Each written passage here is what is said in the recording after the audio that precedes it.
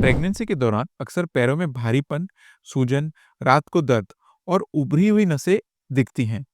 तो कई लोगों को वो चिंता का कारण बन जाती हैं। उभरी हुई नसें वैरिकोज वेन्स भी हो सकती हैं। बहुत सी मदर इसको समझ नहीं पाती हैं कि क्या हो रहा है और हमें क्लिनिक में ये पूछती हैं, डॉक्टर साहब क्या ये नॉर्मल है? कहीं इससे बेबी को कुछ दिक्कत तो नहीं होगी? बेबी सेफ तो है ना? क्या मुझे इसके लिए सर्जरी करानी पड़ेगी? तो आज इस वीडियो में हम आपको सिंपल शब्दों में समझाने वाले हैं कि प्रेगनेंसी में वैरिकोज वेन्स क्यों होती है, इसके सिम्पटम्स क्या होते हैं, इसको प्रिवेंट कैसे कर सकते हैं और सबसे इम्पोर्टेंट कि कब डॉक्टर को आपको दिखाना चाहिए। नमस्ते दोस्तों, मेरा नाम है डॉक्टर अशन बंसल और मैं एक वैस्कुलर इंटरवेंशन न्यूरोलॉजिस्ट हूँ। मैं वैरिकोज वेन्स, डीवीटी, फाइब्रॉइड्स और प्रेगनेंसी रिलेटेड कॉम्प्लिकेशंस का नॉन सर्जिकल ट्रीटमेंट करता हूँ।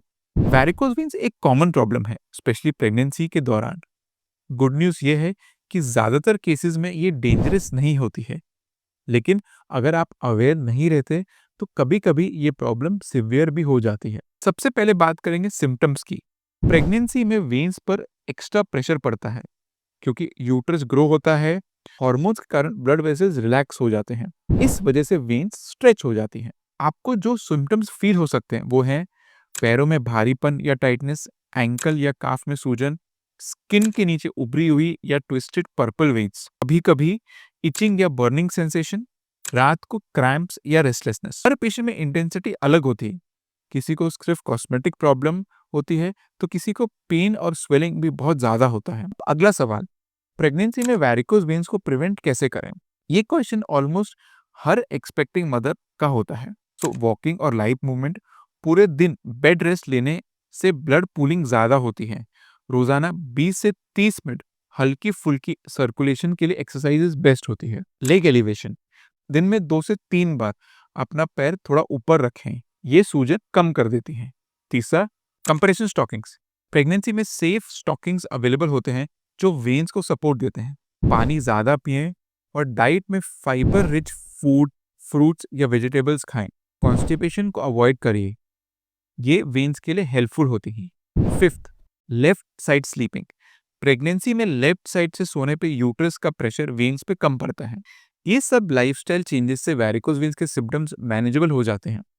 लेकिन अब एक इम्पॉर्टेंट पॉइंट, कब आपको डॉक्टर को दिखाना जरूरी है? यही वो चीज है जो अक्सर इग्नोर हो जाती है। आपको डॉक्टर से कंसल्ट करना चाहिए अगर पेन और स्वेलिंग इतनी ज्यादा हो गई है कि आपकी day to day activities disturb हो रही हैं। वेन्स के आसपास रेडनेस या सडन वार्मथ हो गया है, मतलब वहां पे ब्लड क्लॉट का साइन हो सकता है। स्किन पे नॉन हीलिंग अल्सर्स या पिगमेंटेशन डेवलप हो रहा है। एक लेग दूसरे लेग से ज्यादा सूजा हुआ है, ये डीवीटी का सिम्टम भी हो सकता है। इन सिचुएशंस में आपको इमीडिएटली एक स्पेशलिस्ट को कंसल्ट करना चाहिए। सो अब बात करते हैं इंपॉर्टेंट सवाल की, ट्रीटमेंट ऑप्शंस क्या हैं? सो प्रेगनेंसी में यूजुअली हम ट्रीटमेंट बहुत अग्रेसिव नहीं करते हैं। हम यूजुअली लाइफस्टाइल और कंप्रेसिव स्टॉकिंग्स को फोकस रखते हैं।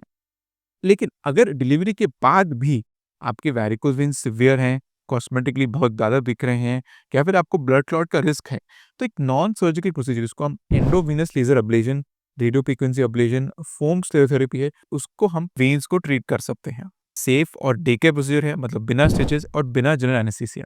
तो दोस्तों, अगर आपको वैरिकोज वेन्स लेजर ट्रीटमेंट जो कि बिना सर्जरी के होता है उसके बारे में और जानकारी चाहिए, तो मैंने उस पे एक वीडियो बनाया है, वहां पे जाइए और उसमें आपको और गाइडेंस मिलेगी। दोस्तों, मिलते हैं अगली वीडियो के पहले, तब तक अपना ध्यान रखिए और स्वस्थ रहिए। नमस्ते।